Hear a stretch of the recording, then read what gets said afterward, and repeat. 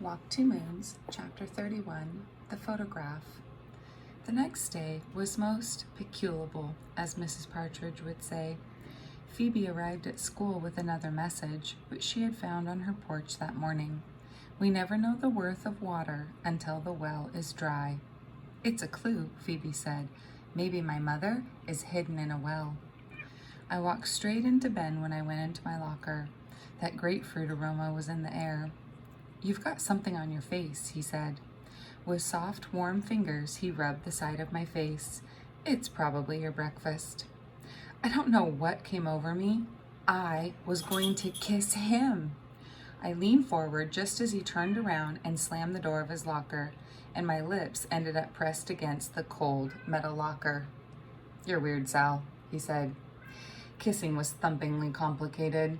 Both people had to be in the same place at the same time, and both people had to remain still so that the kiss ended up in the right place. But I was relieved that my lips ended up on the cold metal locker. I could not imagine what had come over me, or what might have happened if the kiss had landed on Ben's mouth.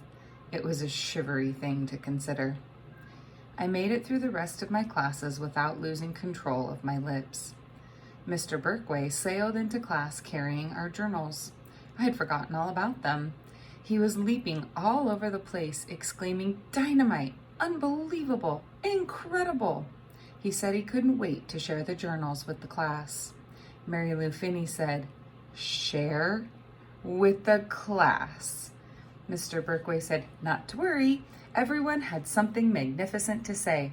I haven't read through every page yet, but I wanted to share some of these passages with you right away."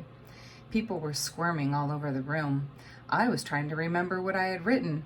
Mary Lou leaned over to me and said, "Well, I'm not worried. I wrote a special note in the front of mine distinctly asking him to read it. Mine, or not to read it. Mine was private." Mr. Berkway smiled at each nervous face. "You needn't worry," he said. "I'll change any names that you've used, and I'll fold this piece of yellow paper over the cover of whichever journal I'm reading, so that you won't know whose it is." Ben asked if he could go to the bathroom. Christy said she felt sick and begged to see the nurse. Phoebe asked me to touch her forehead because she was pretty sure she had a fever. Usually Mr. Berkway would let people go to the bathroom or to the nurse, but this time he said, "Let's not malinger." He picked up a journal, slipping the yellow paper over it, and before anyone had a chance to examine the cover for clues as to its author's identity. Everyone took a deep breath. You could see people poised nervously, waiting as tensely as if Mr. Berkway was going to announce someone's execution.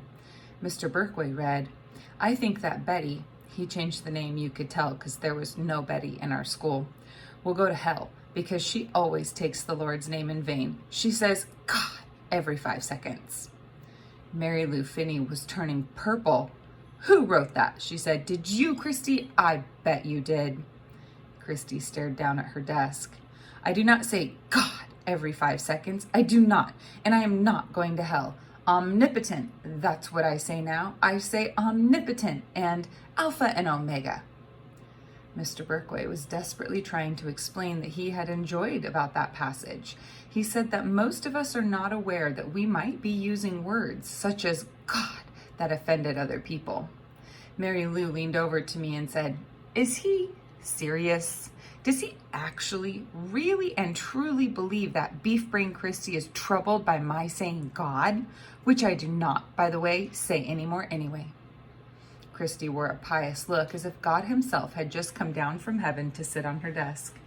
Mr. Berkway quickly selected another journal. He read, "Linda," there was no Linda in our class either, "is my best friend. I tell her just about everything, and she tells me everything, even things I do not want to know, like what she ate for breakfast and what her father wears to bed and how much her new sweater cost. Sometimes things like that are just not interesting." Mr. Berkway liked this passage because it showed that even though someone might be our best friend, he or she could still drive us crazy. Beth Ann turned all the way around in her seat and sent wicked eyebrow messages to Mary Lou.